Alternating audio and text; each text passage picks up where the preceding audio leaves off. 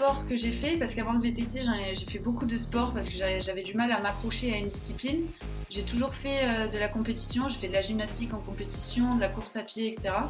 Et du coup, en VTT, ça a été assez naturel aussi de commencer à faire des compétitions.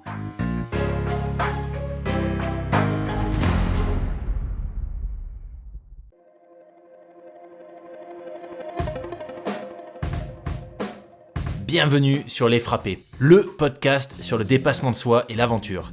Je suis Loïc Blanchard, entrepreneur, coach et préparateur mental certifié. J'ai été pendant plusieurs années sportif de haut niveau en judo avant de quitter les tatamis pour me consacrer à des sports de plein air comme le triathlon ou partir m'évader sur des treks engagés. Récemment, je suis devenu finisher de la PTL, un ultra-trail de 340 km autour du Mont Blanc organisé par l'UTMB. Depuis la création des Frappés en 2020, j'ai deux objectifs. Le premier, c'est de vous faire découvrir des univers fascinants qui font rêver. Avec mes invités, on ira naviguer sur toutes les mers du monde. On participera à des expéditions dans les régions polaires ou en Himalaya. On découvrira l'envers du décor de l'entrepreneuriat et du sport de haut niveau et on partira en mission avec des membres des forces spéciales. Le deuxième, c'est de vous aider à croire en vos propres rêves et à passer à l'action grâce au partage de ces invités exceptionnels. On sous-estime largement ce dont on est capable physiquement ou mentalement et je suis convaincu qu'une petite conversation peut déboucher sur de grands changements. On a en moyenne 4000 semaines à vivre sur Terre, alors autant les vivre à fond. Il n'y a pas de résultat sans discipline. C'est ce que je retiens de mon échange avec Lily, 18 ans au moment de l'enregistrement et déjà championne de France en VTT enduro. Dans cet échange, on revient sur son parcours, de ses débuts en VTT à sa préparation aux compétitions en passant par le matériel. Bref, on couvre tous les sujets qui vous permettront de mieux comprendre le quotidien de cette sportive de haut niveau dont le potentiel est énorme puisqu'elle commence à peine à être accompagnée et coachée. Merci Lily pour ton temps, merci également à Joël pour la mise en relation. Excellente écoute à vous les frappés.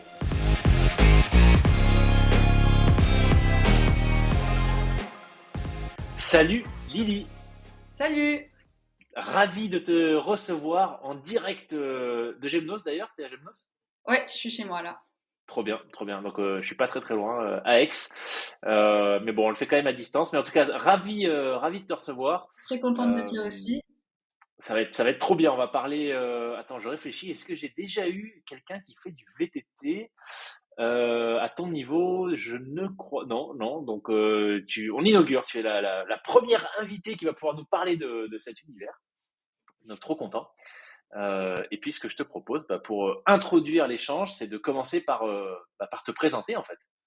Je m'appelle Lily Plancard, j'habite du coup à Gemnos, je vais avoir 19 ans le 13 avril et je pratique du coup le VTT enduro en compétition à l'échelle nationale et internationale. Ah, la classe, Mm. la classe. Oui, c'est clair. Alors, enduro, est-ce que tu peux peut-être préciser pour celles et ceux qui seraient moins familières tu vois, des spécificités de la pratique, qu'est-ce que c'est exactement l'enduro? Alors dans le vélo, il y a trois types de pratiques. Il y a le XC et le DH et du coup l'enduro ça se situe entre les deux. C'est un mélange de montée et de descente. Il y a à peu près 80% de descente. Enfin, après, ça dépend des courses, bien sûr, et 20% de montée. Et du coup, voilà, en compétition, ça va être des spéciales chronométrées. Ok. Là où le downhill, c'est que de la descente, enfin XC, c'est Que cross-country, du, que du pédalage. c'est un mix, c'est ça, hein, Voilà, tu c'est montes, tu ça. descends sans arrêt. C'est Loana Lecomte, c'est ça, qui est dans cette discipline, le Le cross? XC, ouais, c'est ça. Ok, ok, ok. Et donc enduro entre les deux, mais avec quand même pas mal, enfin une majorité de descente Voilà, c'est ça. sur le parcours. Ok, excellent. Et donc ton palmarès, tu peux nous en dire un petit peu plus? Alors, du coup, j'ai commencé à être entraînée et faire des compétitions nationales en 2021. Et donc, j'ai fait championne de France et vainqueur de la Coupe de France en 2021. Et en 2022, j'ai fait vice-championne de France et vainqueur de la Coupe de France également. Excellent. Excellent. Alors cet épisode, je ne l'ai pas précisé en intro, mais il est un petit peu spécial puisque tu viens de préciser que tu as commencé à être coaché et à rentrer dans le haut niveau en 2021. Il se trouve que ton coach en enduro était mon coach en judo. Mhm. C'est des super pouvoirs de Joël. Donc Joël Bonifay qui était mon prof de judo quand je suis rentré en France à 8 ans après avoir vécu en Nouvelle-Calédonie où j'avais commencé le judo et qui m'a accompagné, qui m'a amené, qui fait que j'ai pu accéder au haut niveau. en judo, en équipe de France, qui est quelqu'un de passionné, qui à un moment donné s'est dit que bah voilà, il avait envie de découvrir un autre univers que le judo, celui du VTT. Et c'est assez fou de voir ce qu'il a réussi, tous les apprentissages qu'il a fait pendant des décennies en judo, ce qu'il amène aujourd'hui dans l'univers du VTT. Tu vas nous en parler sur la partie préparation, etc. Mais franchement, je suis époustouflé par ce qu'il arrive à faire dans finalement des univers assez différents. Mhm. Ok, donc sacré palmarès en enduro.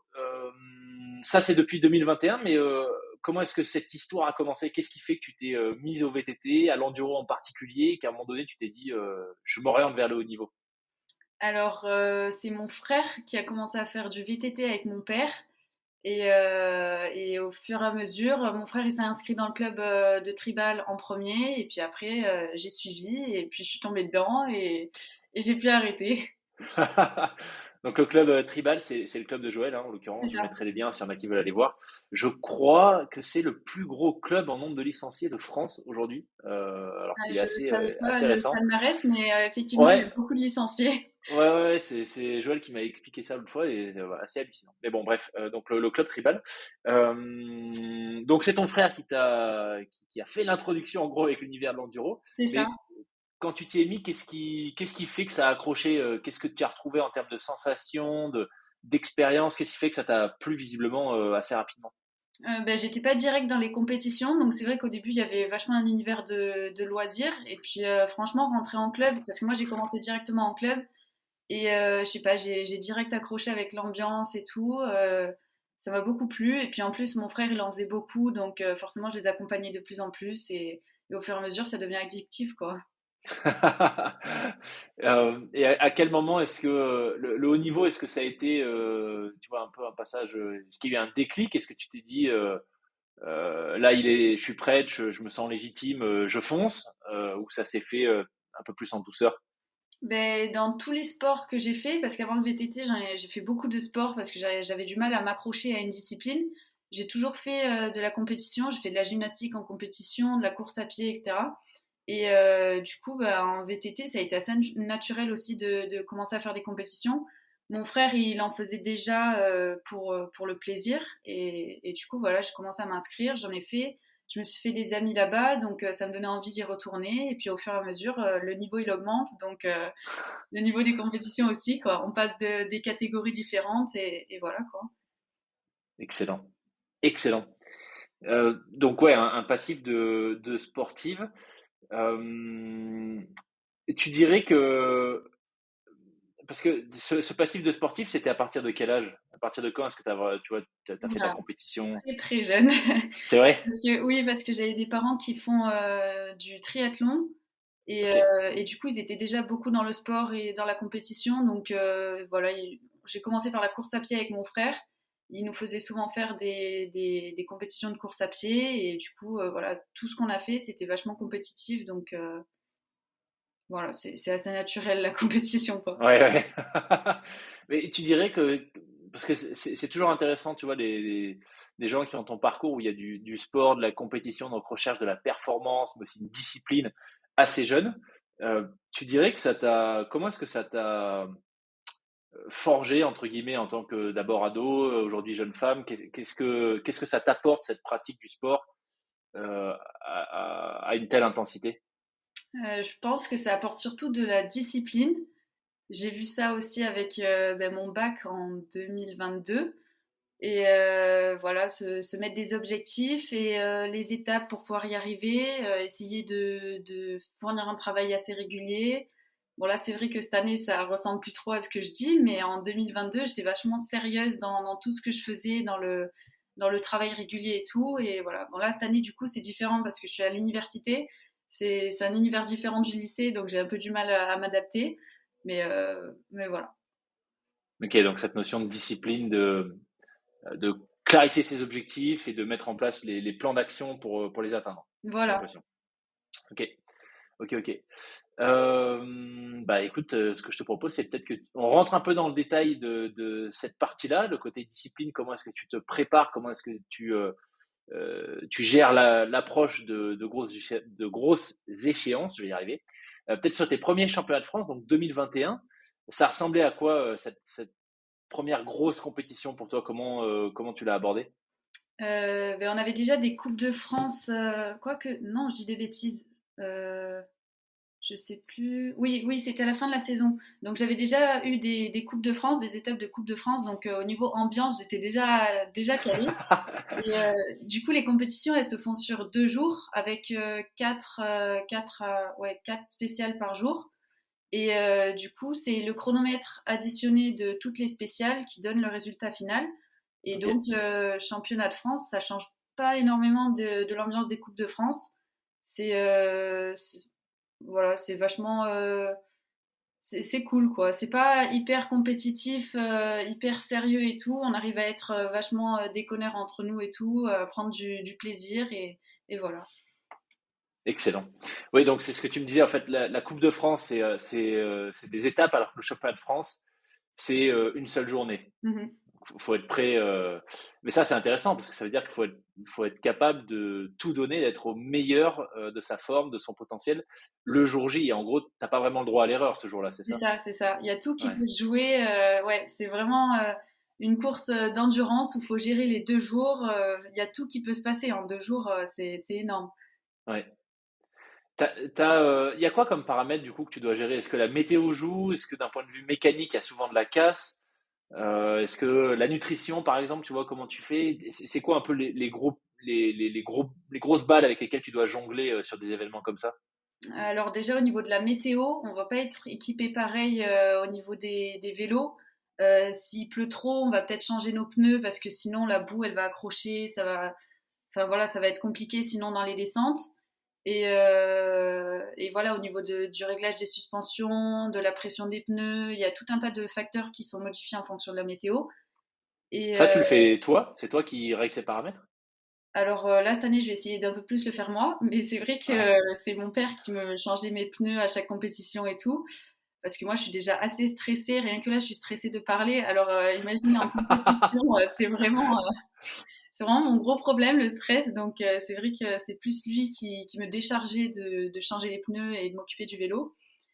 Et bon, là, cette année, je vais être livrée à moi-même parce qu'il ne pourra pas m'accompagner sur certaines compétitions, donc je vais être obligée de le faire seule. Et sinon, au niveau de nutrition, je n'ai pas de nutritionniste, je ne suis pas suivie, rien du tout, mais c'est vrai que je fais pas gaffe à mon alimentation toute l'année, mais le jour des compétitions, vu que j'ai du stress, j'aime bien avoir un truc bien carré. Donc c'est vrai Hmm. que je change jamais mes habitudes, j'ai toujours le même petit déj, que je digère bien, que toute la journée me tient bien au corps.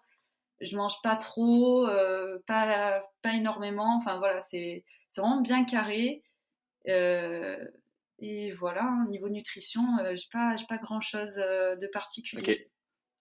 Parce une épreuve, ça dure combien de temps? C'est-à-dire qu'à partir du moment où le chrono s'enclenche, où tu prends le départ sur un championnat de France, ça représente un effort de combien de temps? Alors ça peut aller de 2 minutes à 6 minutes pour les plus longues, voire 10 minutes. Ça Ah va ouais, c'est dépendre, vraiment intense alors. ouais, ça va dépendre de l'organisation des courses. Ok, ok.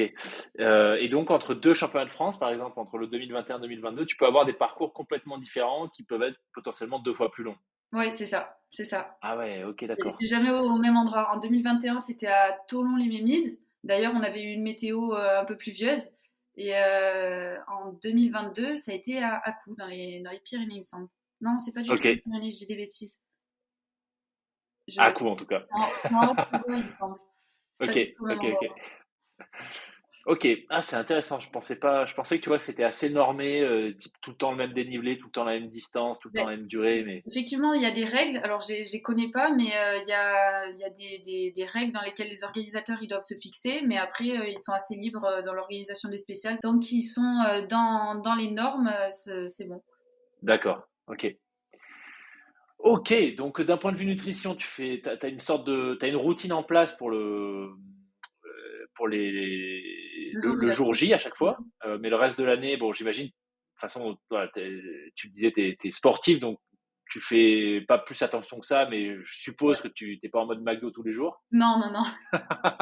C'est assez Euh, compliqué en plus, donc franchement, non. ouais. Ok. Et d'un point de vue matériel, donc voilà, il y a des paramètres à prendre en compte. C'est vrai que forcément, j'imagine, ouais, quand il pleut, il y a de la boue partout, t'as peut-être pas forcément les mêmes types de roues. Ça peut arriver qu'il y ait à quel point est-ce qu'ils sont techniques les parcours? Est-ce que ça peut arriver qu'il y ait de la casse, que tu te prennes des pierres? Ça tabasse un peu sur les parcours d'enduro ou pas tant que ça? Effectivement, ça va dépendre aussi des compétitions et des organisateurs du niveau de difficulté qu'ils y fixent. Mais ouais, en 2022, bah, pour le championnat de France, ça a été assez tendu parce que justement, à l'avant-dernière spéciale, j'ai ma concurrente qui était devant moi, qui a cassé sa chaîne. Du coup, je l'ai rattrapée dans la descente et donc j'ai pu avoir de l'avance et à ce moment-là, je suis passée première. Et comme quoi rien n'est joué, dans la dernière spéciale, c'est moi qui ai cassé la chaîne. Je me suis retrouvée à courir dans la spéciale. Et ben, elle est arrivée avec quelques centièmes d'avance devant moi. Du coup, première place et moi deuxième. Ok. Donc voilà, Ah, c'est l'aspect marrant. matériel, il est quand même assez important aussi. C'est un Ouais, sport mécanique aussi. Donc, c'est super intéressant. Tu sais, mm, dans le judo, il y avait, on disait souvent que c'était une bonne école de la vie parce que c'est ingrat en fait. Mais bon, comme plein de sports, c'est un peu ce que j'entends dans ton exemple, tu vois, c'est que rien n'est joué d'avance. Et puis, tu peux avoir le meilleur matos, être le mieux entraîné le jour J, pas être dans tes baskets, et mm. voilà, et ça se joue là-dessus Un à petit quelques détail centièmes. et ça fait tout basculer, quoi. Mm. Ouais, c'est clair. Super intéressant. Ok. Et ben écoute, c'est plus clair du coup sur la discipline et comment tu l'approches. Tes premiers championnats de France, est-ce que tu peux peut-être nous faire le topo un peu de, tu vois, voilà, les derniers jours, dans quel état d'esprit est-ce que tu étais, comment est-ce que tu as géré le stress, le jour J, ce qui s'est passé et comment, et la partie médaille, on va en parler après. Mais peut-être déjà, tu vois, comment est-ce que tu t'es préparé pour arriver au jour J et ce que ça a donné une fois lancé dans l'épreuve? Alors, au niveau du stress, c'est plus le stress qui m'a géré que moi qui ai géré le stress. Mais je suis arrivée, j'étais quand même assez préparée puisque du coup j'avais commencé les entraînements avec Joël. C'était la première année que je commençais des entraînements bien fixés, bien planning et tout, avec un coach qui me suit régulièrement. Et donc je suis arrivée, j'étais prête physiquement, mentalement. Forcément, il y a le stress parce que bah, c'était une compétition, je savais pas trop où me positionner et tout. Je savais que certaines personnes allaient être devant moi. Mais encore une fois, c'est une course où il y a tout qui peut se passer, donc tu te dis que le moindre petit détail, tu repasses devant et il faut que tu charbonnes pour garder ton avance. Et, euh, et donc voilà, ça s'est joué sur les 2 jours et j'ai réussi le deuxième jour à faire un peu plus d'écart et à prendre la première place. Énorme. Et du coup, à ce moment-là, quand tu te rends compte que ça y est, t'es championne de France pour ta première participation du coup au championnat de Oui, c'est France. ça, première participation, première année. Bah, j'étais complètement choquée. En plus, vraiment, ça s'est joué encore une fois sur le deuxième jour parce qu'il me semble que ma concurrente, elle a eu une chute. Je sais plus, je me souviens plus si c'était le premier jour ou le deuxième jour, mais vraiment, ça s'est encore joué à un détail, quoi. On n'était pas, comment dire, c'est pas une bataille équitable. C'est pour ça que j'ai encore du mal à intégrer le mot championne de France parce que pour moi, je suis pas totalement méritante étant donné qu'elle s'est pas battue avec ses moyens. Comment dire? Elle n'était pas en pleine possession de ses moyens, quoi. Elle a fait une chute, donc c'était pas totalement équitable.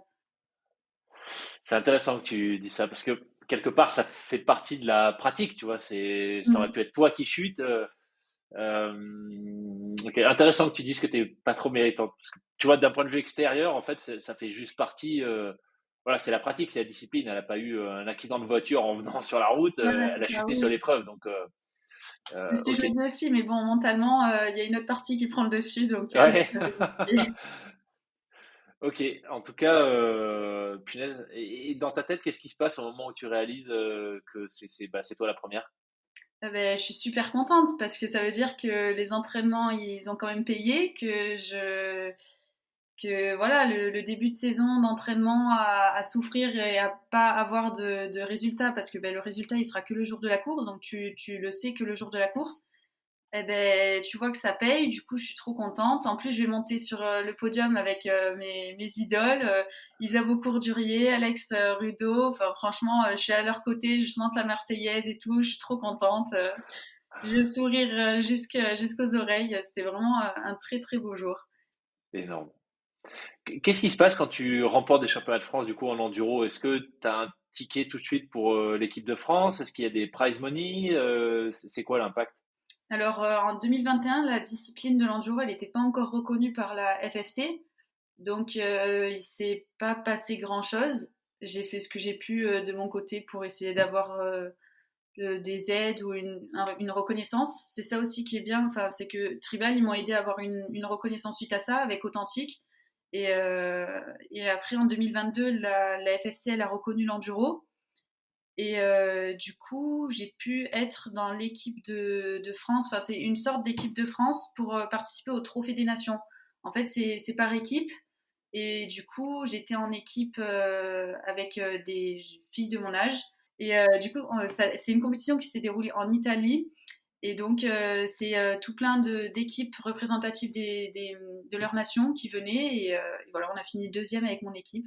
C'est plutôt pas mal. Énorme. Trop bien. Ok, alors juste pour préciser, tu as parlé d'Authentique. Authentique, en fait, je crois que j'avais fait une story à propos de... Ouais. Authentique, c'est une boutique de VTT, c'est ça, Mm, à Gemnos, c'est ça. et voilà, qui est partenaire de ton club. Oui, parce que en termes de coût, c'est une discipline qui est onéreuse, l'enduro. Ouais, ouais, ouais. Il faut avoir l'argent pour s'acheter un vélo, après pour bien s'équiper. Et puis si on fait des compétitions, faut avoir les moyens de pouvoir changer les pneus parce que entre les pneus adaptés pour la boue et les pneus adaptés pour les conditions sèches, c'est différent. Donc faut avoir les moyens de pouvoir se payer les deux.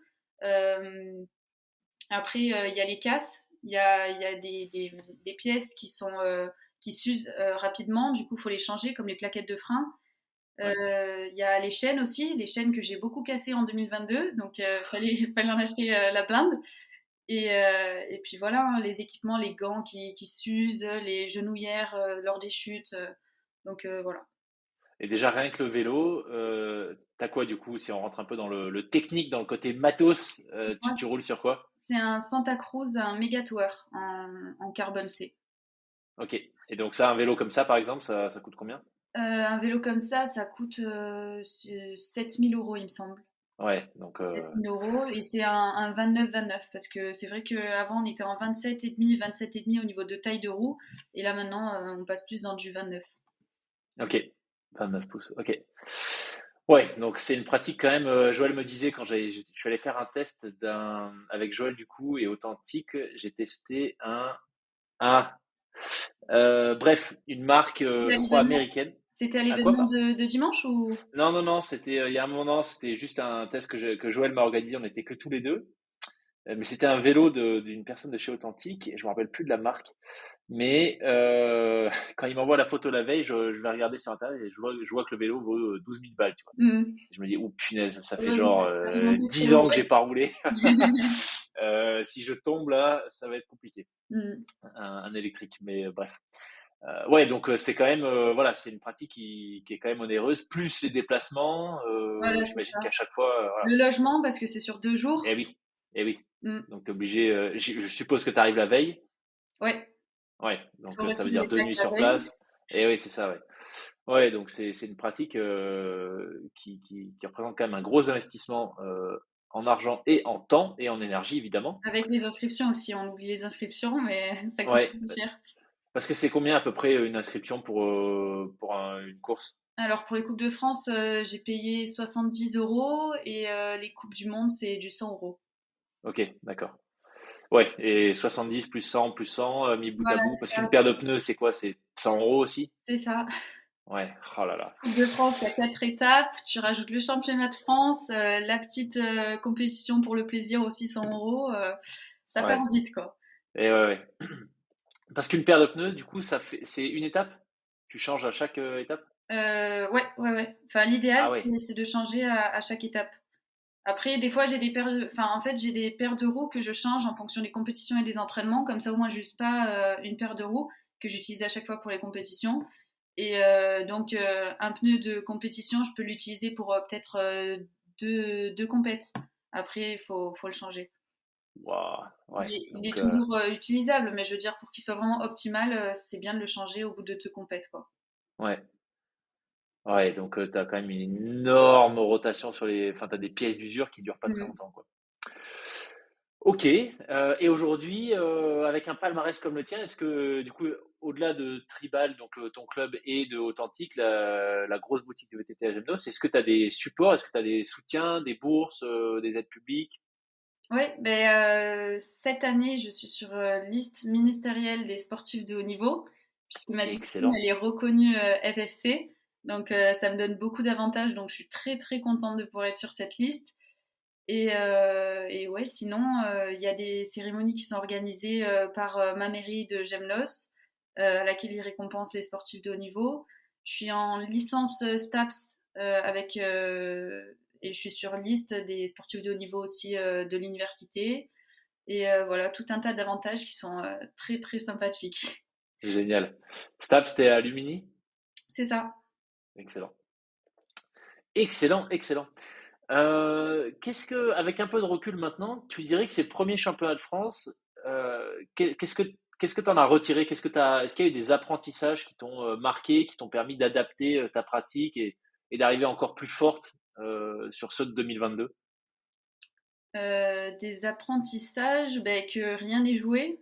À chaque Ouais, compétition, tu t'en rends compte, voilà, tu prends encore plus conscience que rien n'est joué et qu'il y a toujours des choses à améliorer. Moi, je suis jamais satisfaite de moi-même. À chaque fois que j'arrive en bas, j'ai l'impression d'avoir tout donné. Puis 5 minutes après, je me rends compte, ah ouais, mais là, quand même, j'aurais pu pédaler, là, j'aurais pu faire ça. Donc, je suis jamais satisfaite. Donc, je trouve toujours des défauts dans ma manière de rouler. Et du coup, voilà, j'essaye de rectifier ça une fois rentrée chez moi et faire le mieux que je peux pour la prochaine. ouais. T'as accès du coup à des analyses vidéo? Vous êtes filmé sur l'intégralité du parcours? Non, parce que c'est un peu compliqué puisque les départs ils sont différenciés. Des fois, il y a plusieurs spéciales qui sont chronométrées en même temps en fonction des catégories, quoi. Parce que Ok, sinon, si on attend que 2 heures en personne passent la même spéciale, ça prend du temps. Sinon, il y a mon père qui fait les vidéos sur la piste, donc j'analyse avec ça. Et voilà. ok. Et en termes tu vois, de particularité dans la façon dont toi tu roules, et qu'est-ce qui ressort? Est-ce qu'il y a des choses que tu fais vraiment différemment, pas forcément mieux, mais enfin mieux, il y a plein de choses que tu dois faire mieux puisque tu es championne de France. Mais c'est quoi la touche Lily dans la pratique de l'enduro? Il n'y a pas forcément de touche parce qu'on est tous différents dans notre manière, hein. Il y en a, ils ont plus peur, donc ils vont moins engager, mais à certaines parties, ils vont plus lâcher les freins. Enfin, ça Ouais, dépend vraiment de comment tu es à l'aise dans certaines parties de la piste, quoi. ok, ok. Donc il n'y a pas de finalement il y a pas vraiment de normes dans le sens où tu vois, en judo, pour reprendre cet exemple, c'est très, tu répètes constamment les mêmes prises. C'est des mouvements que tu retrouves un peu partout et parfois, enfin, à haut niveau plus, mais tu as des gens qui innovent, qui développent leur propre prise, leur propre style. En enduro, c'est un peu moins le cas parce que finalement, Non, non, non, les parcours, ils sont jamais exactement pareils, donc il y a toujours quelque chose de ouais, différent. ok, ok. Le choix d'itinéraire, c'est un sujet, ça? C'est-à-dire, est-ce qu'il y a de la stratégie aussi dans le sens où la piste, je sais pas comment appeler ça, est-ce qu'elle est genre super large avec des obstacles selon où tu passes qui sont différents ou c'est des singles plutôt étroits et du coup t'as pas trop le choix? Alors ça va dépendre, mais dans une piste, oui, effectivement, il y a des endroits où ils sont plutôt étroits, donc t'as pas forcément le choix, tu traces. Et Ouais, puis il y a des endroits qui vont être faits exprès élargis pour donner la possibilité aux riders de pouvoir prendre plusieurs trajectoires différentes. Et à ce moment-là, c'est toi qui vas décider en fonction de ton niveau, de là où tu peux passer. Et puis après, il y a le facteur vitesse, effectivement. Tu choisis la plus efficace. Mais bon, si c'est pas de ton niveau, tu choisis l'autre, quoi. ouais. Et comment tu fais pour prendre une décision parce que tu roules à combien quand tu arrives sur des obstacles, etc. En Ouais, moyenne, c'est quoi la vitesse? j'ai aucune idée, franchement. Mais tu roules assez vite quand même, t'es pas sur les Oui, freins. ça dépend des parties, mais ouais, ça peut aller vite, quoi, hein. Des fois, il y a des lignes droites où tu lâches les freins, quoi. Tu sais qu'il n'y a rien derrière, Ouais. donc tu lâches les freins et Et est-ce que tu arrives à dire, tu vois, comment se fait la prise de décision? Parce que j'imagine que quand tu arrives, tu vois un obstacle et tu vois que tu as plusieurs options, tu dois décider en une fraction de seconde.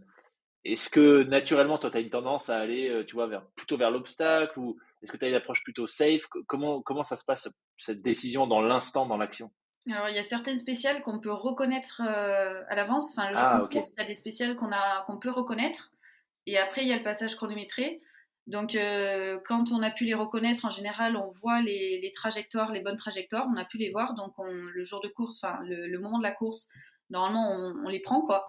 Et sinon, il y a certaines spéciales qu'on fait à vue, c'est-à-dire qu'on les a pas reconnues avant. Et donc, quand tu arrives avec plusieurs trajectoires différentes, ça va dépendre de ton état d'esprit du moment. Enfin, pour moi, en tout cas, c'est comme ça.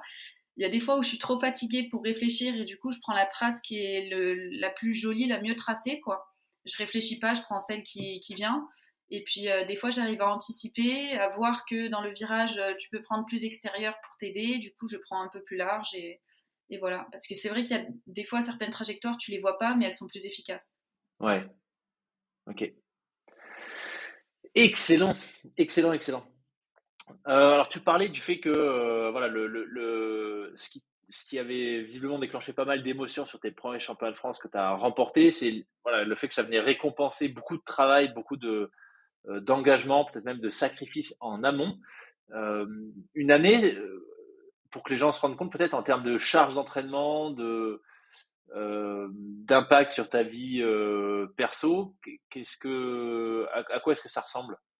Alors, bah déjà en semaine, ça ferait du 14 heures d'entraînement Ah ouais, quand même. par semaine. Et du coup, c'est une à 2 heures, voire des fois 4 heures par jour. Et Que sur le vélo, là, hein, pas de non, préparation non, non, physique il y a généralisée. aussi, non, il y a aussi de la musculation. Ça se complète avec de la D'accord. musculation. Et puis après, je fais pas que de l'enduro aussi. Va y avoir des phases. En hiver, par exemple, ça va être plus tout ce qui est endurance. Et à l'approche des compétitions, ça va partir plus sur de l'explosivité. Et du coup, en hiver, je vais travailler avec le vélo de route aussi. Et en été, à l'approche des compétitions, je vais travailler plus avec le dirt et l'enduro. D'accord. Ok. Donc, en gros, 14 heures, 14-15 heures d'entraînement par semaine. Mhm. Donc, d'un point de vue nutrition, tu disais que voilà, il y a pas de notion de poids, hein. C'est pas, tu vois, encore une fois, comme en judo, où là, tu dois faire des régimes, etc., la plupart du temps. Non, non, non, c'est pas hyper, je sais pas comment dire. C'est pas hyper fixe. Enfin, je veux dire, le poids, il influe pas énormément tant que tu te sens bien dans ton corps et que Ouais. tu arrives à être efficace, à bien pédaler et tout. Enfin, il n'y a pas de gros impact majeur du poids, quoi. Et Ok, même en ok, descente, ok. le poids, il peut favoriser justement, puisque du coup, tu iras plus vite. Enfin, Ouais, ouais. après, dans les relances, forcément, il faut être à l'aise avec ça, mais dans les descentes, tu iras forcément plus vite s'il y a plus de poids, quoi. Bon, je serai avantagé du coup. Euh, ok, Mais donc ouais, du coup, niveau nutrition, moi, de base, je suis avec le Covid, j'ai commencé à m'intéresser. Enfin, j'étais cloîtrée dans ma chambre comme tout le monde, donc j'ai commencé à m'intéresser un peu ce qu'il y avait, ce que je pouvais trouver sur Internet. Et du coup, je commençais à m'intéresser à tout ce qui est nutrition et tout. J'ai découvert l'univers de manger sain, même si j'ai jamais trop fait enfin, voilà, j'aime pas aller au McDo, au Burger King, j'aime pas ça. Je bois que de l'eau, moi, dans la vie, donc j'étais déjà sur une ligne de conduite plutôt pas mal. Et du coup, voilà, avec le vélo, j'essaie d'être un peu plus sérieuse dans tout ce que je mange, parce que je sais que l'alimentation, ça joue énormément aussi dans les performances. ouais, Euh, et voilà, sinon, il n'y a pas de nutritionniste, rien de particulier. ok, ok. Et comment est-ce que tu as... Je pense au lycée, tu vois, où... donc au lycée, tu n'étais pas sur liste ministérielle, donc ça veut dire que tu n'avais pas de numéro, tu n'étais pas sportif de haut niveau d'un point de vue administratif en tout cas. C'est ça. Euh, donc tu as fait un lycée normal, entre guillemets, tu n'as pas fait de sport-études, je suppose. Non, non, non, pas du tout.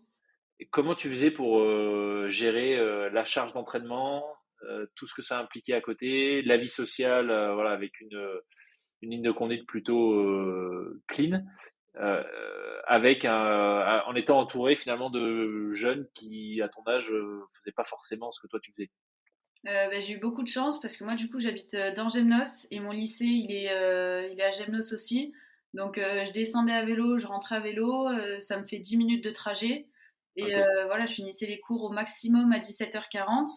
Ça me laissait encore le temps pour pouvoir faire mes entraînements. Et puis après, voilà, la discipline, faut se forcer à le faire même si c'est pas plaisant.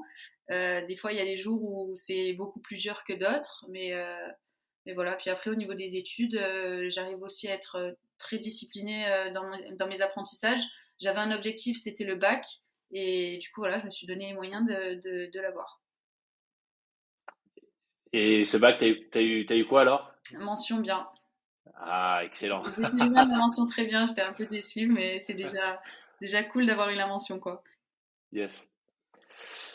T'en parles de manière, tu vois, assez humble et comme si c'était bon normal de faire ce que tu as fait. Mais franchement, pour être passé par là aussi, c'est-à-dire que moi j'étais à haut niveau comme toi, pas dans un lycée sport-études, donc j'avais les mêmes cours que tout le monde, la même charge que tout le monde, etc. Sauf qu'en terminale, non, ouais, en terminale j'ai raté ou en seconde, je sais plus. Non, en seconde j'ai raté 2 mois et demi de cours avec le déplacement, l'équipe de France, etc. à l'étranger. Et je me rappelle, tu vois, de profs qui me faisaient des réflexions, qui pétaient un câble parce que j'étais pas là pour les DS, etc. Qui me disaient ah mais vous nous saoulez avec votre judo, etc. Et il m'a fallu quand même pas mal de temps pour me rendre compte que ça avait été une expérience folle, tu vois, et que en fait c'était quand même un super apprentissage, que c'était pas non plus donné à tout le monde et que j'avais mis en place plein de choses qui me servent encore aujourd'hui, des années après, ouais, même plutôt un peu plus d'une décennie après.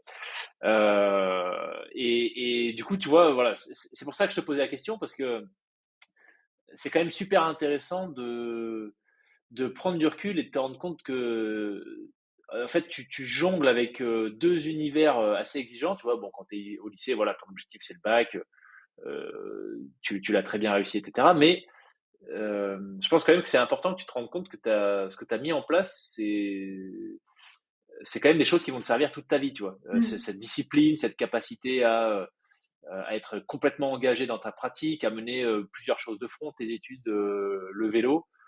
Euh, c'est pas, c'est pas si simple que ça quand même ce que tu as fait. Hein. Mm.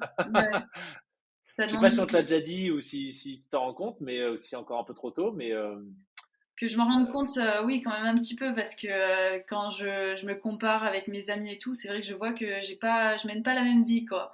C'est ouais, pas une vie totalement différente parce que j'arrive quand même à avoir des loisirs, à voir mes amis et tout, mais je sais qu'à certains moments, il y avait des sorties où je pouvais pas aller. Je disais, bah, désolé, j'ai entraînement, ou là, ce ouais, week-end, je peux pas parce que je pars en compétition. Voilà. Après, ouais, pour moi, c'était une chance parce que vraiment, j'étais trop contente à chaque fois que je partais en compétition. À chaque fois que je pars m'entraîner, je suis contente aussi. Donc, ouais. Tu le sens pas. C'est pas un sacrifice de tous les jours, mais non. Après, forcément, il y aura des jours plus compliqués que d'autres, ouais, où j'y vais en rallant, mais en règle générale, je sais que ce que je fais, ça m'aidera pour les compétitions et tu le sens après sur les compétitions que tu es plus à l'aise. Donc, ouais. Ouais, carrément. Et encore une fois, au-delà des compétitions, même moi je suis convaincu dans la vie en général, tu vois, quand t'as compris que ce qui fait la différence, c'est la discipline plus que la motivation, parce que la motivation, ça va, ça vient. voilà, La c'est ça. réalité, c'est que c'est impossible d'être motivé 7 sur 7, 24 sur 24 toute l'année. Par contre, ta capacité à rester discipliné et à y aller, à sortir même quand il pleut, qu'il fait pas beau, que tu as des courbatures, etc. Quand tu as pris cette habitude, franchement, c'est un truc de fou dans la vie en général. Donc, Mm. bah écoute, super, super intéressant. Et donc là, t'expliquais qu'aujourd'hui, tu es à l'université, donc petit ajustement, parce qu'il y a moins ce cadre, de ce que j'ai compris C'est par rapport au ça. lycée. Euh, les grosses échéances que tu prépares, là, du coup, c'est lesquelles? À nouveau Coupe de France, à nouveau Championnat de France pour 2023? C'est ça. Là, ben, dans deux semaines, je vais avoir le championnat de France. Énorme. Et puis après, Qui est dans les Pyrénées? non, non, non. Non, celui-là, justement, il est à l'Events, il est à Nice. Donc, c'est Ok. vraiment à côté, quoi. Ça va être un peu le même type de terrain que j'ai chez moi. Donc, ça va être à domicile, quoi. Et puis après, il y a les Coupes de France, il y a les Coupes du Monde. Et je vais essayer de faire la Mountain of Hell comme j'avais fait l'année dernière. Une course qui est différente de ce que je fais d'habitude, puisque c'est de l'enduro aussi. Mais au lieu d'être sur 2 jours, ça va être sur une seule descente. Et voilà, c'est une mass start, c'est-à-dire qu'il y a plusieurs centaines, ben, on est 1000 je crois pour la Mountain of Hell à partir tous en même Ah temps. ouais? Ouais, Mais non. à partir tous en même temps, donc c'est vraiment une autre ambiance, quoi. C'est une autre Ça, planète. c'est aux deux Alpes, c'est ça? C'est Mountain ça. of Hell? Ok. Vous êtes 1000 à partir en même temps, sérieux? Mm. C'est mixte du coup ou il y a Oui, c'est une épreuve? C'est mixte, oui. ok. Les méga avalanches, parce que j'avais commencé par les méga avalanches. Méga avalanches, c'est femmes et hommes séparés, et on est un peu moins nombreux du coup, mais Mountain of Hell, c'est tous en même temps. À part Énorme. les qualifications, on est en séparé. Ok. Ok.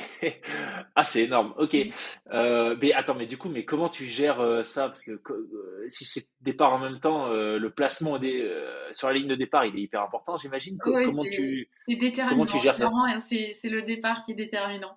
Bah, après, il y a les qualifications qui nous aident à avoir des bonnes places, donc faut pas rater sa qualif. Moi, j'avais réussi à faire première à ma qualif, donc j'étais sur une bonne ligne. Enfin, j'allais être devant toutes les autres femmes. Et après, vu que je pars avec les hommes aussi, mon chrono il comptait dans le classement homme aussi. Et donc, j'ai réussi à être sur les premières lignes. Donc, c'était très sympa. Et puis après, il faut choisir de quel côté de ta ligne tu te mets. Si tu te mets plus à droite ou à gauche, sachant que le premier virage, il part à droite. Donc, voilà, il faut essayer de bien placer son vélo. On est tous collés au départ, tous stressés. Donc, c'est pas évident. Mais franchement, c'est une ambiance qui est tellement... c'est trop bien, quoi. T'as la musique au départ, t'as le chronomètre, t'as l'hélicoptère qui te suit en haut pour te filmer et tout, c'est énorme. Et donc ça, tu l'as fait l'année dernière en juin, C'est ça. et t'as fini, tu l'as remporté ou t'as fini première féminine? Première femme, ouais, c'est ça.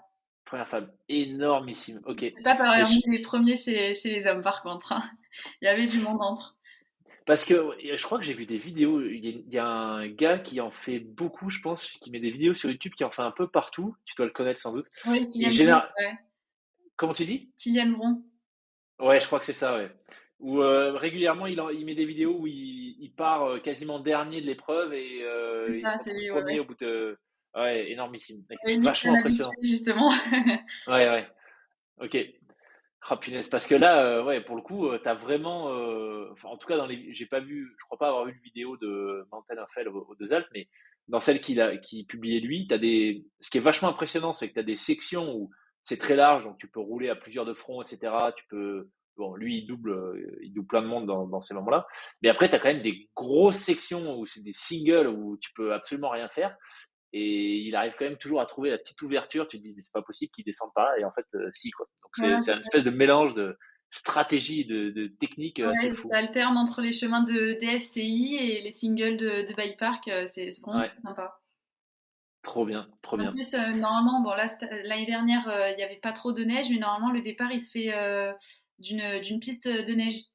Donc, du Ok. coup, on fait le départ dans la neige, et puis après, on se retrouve sur du DFCI, sur les pistes de bike park, et voilà.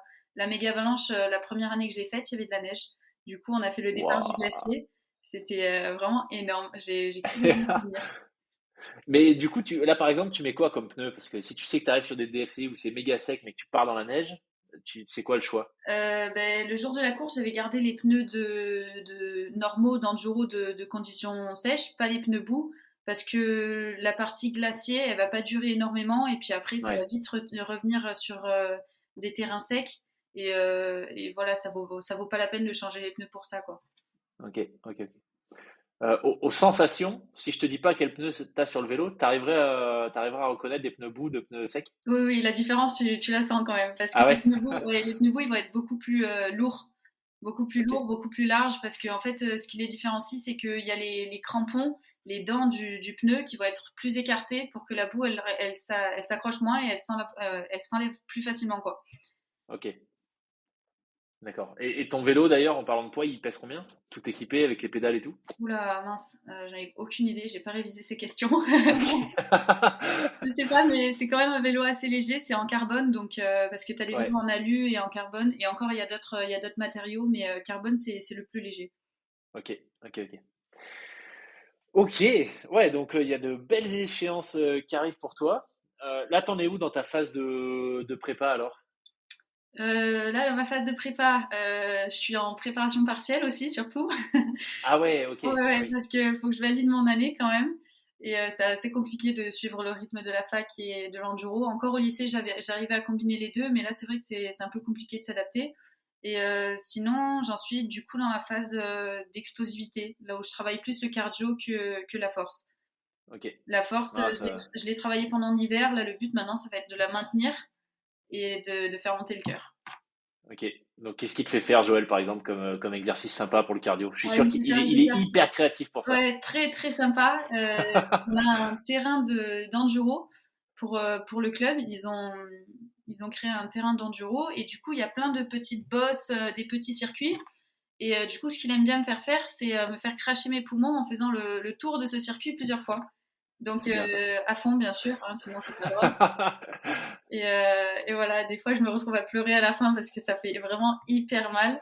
T'as l'acide lactique qui te brûle, t'as le cœur, t'arrives plus à respirer, t'as les battements, ils sont à 200, vraiment, c'est affreux. Mais tu sais qu'après, ça paye et que c'est ça qui est le plus efficace. Donc, je suis trop contente à chaque fois de pouvoir le finir et de me dire, c'est bon, tu l'as fait, passe à autre chose, quoi.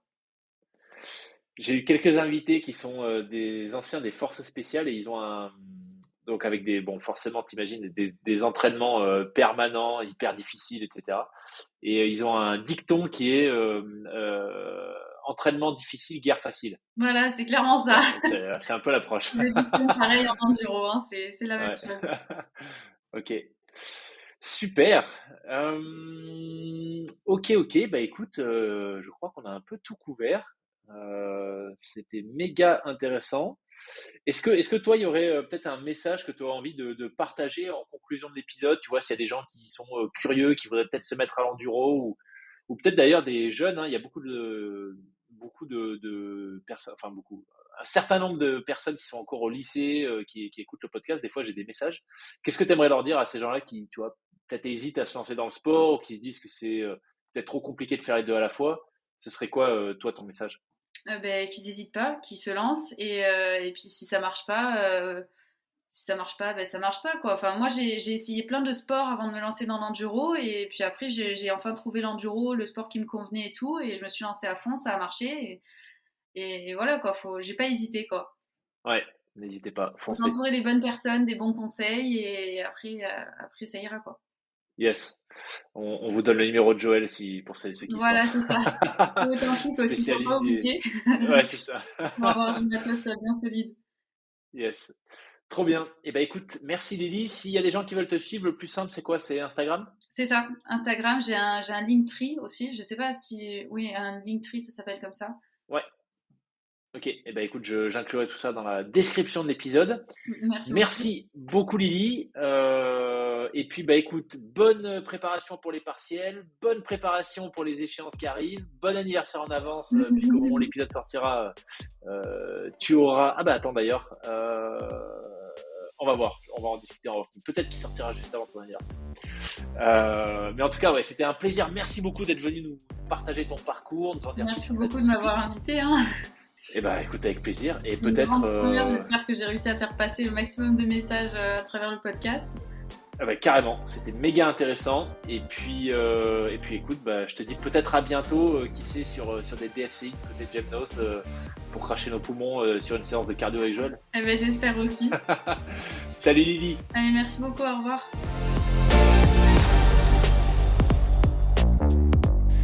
Merci d'avoir écouté l'épisode dans son intégralité. J'espère que vous avez pris autant de plaisir que ce que j'en ai eu à l'enregistrer.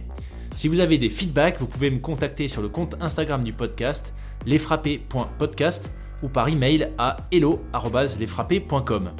Je fais mon maximum pour que vous viviez de super expériences audio avec mes invités. Chaque épisode demande beaucoup de temps et d'énergie. Si vous appréciez mon travail, la meilleure façon de me soutenir, c'est de partager cet épisode à au moins 3 personnes qui aiment se dépasser. Si vous écoutez le podcast sur Apple Podcast ou Spotify, prenez quelques secondes de votre temps maintenant pour m'y laisser une note 5 étoiles et un commentaire. Merci beaucoup pour votre fidélité. À la semaine prochaine pour un nouvel invité.